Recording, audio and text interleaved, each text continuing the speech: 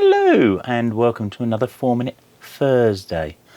And today we're talking about the Osmo Pocket 2 and 4 features that you might not know about.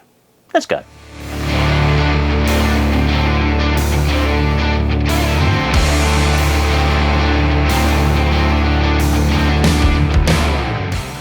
The first thing we're going to talk about is turning it on. Now, this may sound strange, but there are 2 ways of turning this on.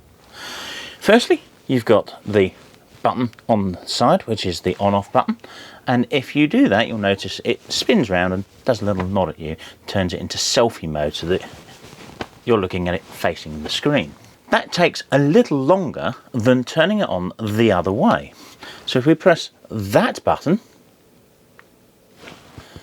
you'll see it's turned on instantly and it faces away from you. That takes substantially less time than turning it on in selfie mode.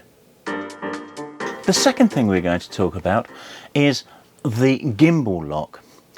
It's a new feature on the Pocket 2 and it operates in 2 ways. You have the gimbal lock, which is active on this button, and if you press and hold it, the gimbal lock activates. Or if you've got the joystick on, you can press and hold the joystick button and you will get a little lock icon up on the screen. Now that stays there and the gimbal is locked until you press and hold that again.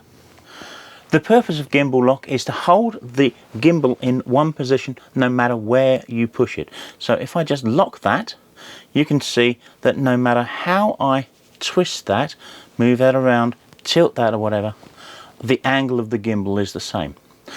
And that's really useful for a number of moves, and the primary move is a push in or a pull back, because that way the gimbal's not following any little hand movements and such that you might have that make this an imperfect movement.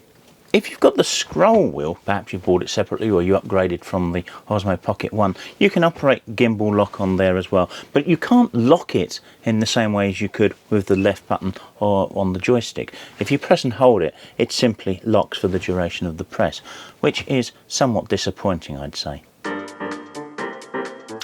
The third thing you might not know about the Osmo Pocket 2 is the fact it's got a record pause function, and it could be useful if you don't want to do a lot of post-processing and such. Well, effectively what it does is it pauses the recording to the current stream rather than closing the file that's currently being created and then opening another one when you restart.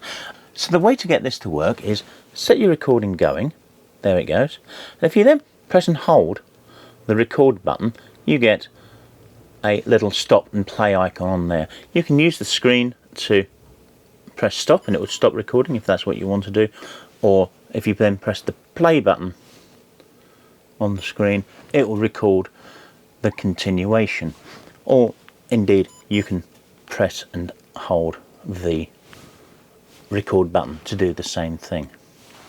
It's a little fiddly, takes a bit of practice because there's this press and hold feature, and if you don't hold it for long enough then you'll stop the recording, so perhaps practice it before you need to use it. The fourth feature that I want to talk about is the joystick, but let's look at the control wheel. This allows me to fine-tune a little bit of movement or a lot of movement depending how far I move the wheel. The joystick, however, is simply on-off, which is perhaps a little pants. But did you know you can control the speed of it? If you go through the menus and then go through to the accessories, you can set the speed at which the joystick moves the gimbal, and that's incredibly useful. So to adjust the speed of the joystick, you need to swipe down, press the gear icon, and the bottom right option here is accessories, and in here you've got control stick speed. You can control the speed of zoom and the speed of movement backwards and forwards, up, down. So those are 4 things that you might not know about the Osmo Pocket 2 in just 4 minutes. I hope you've found that useful. If you have, please click the like button and perhaps consider subscribing. A lot of what's on my channel are photo vlogs, and I use the Osmo Pocket 2 for all of my outdoor vlogs, or the Pocket 1, before I upgraded to this. So pretty much everything you see of me outdoors is shot with one of these. It's a brilliant little thing. There's a bunch of other videos available as well for the Osmo Pocket, looking at the way in which it focuses and some other accessories that you may or may not need. There's a full playlist in the description down below, and indeed appearing on screen just about now. Smash that like button, and we'll see you soon. Thanks a lot. Take care.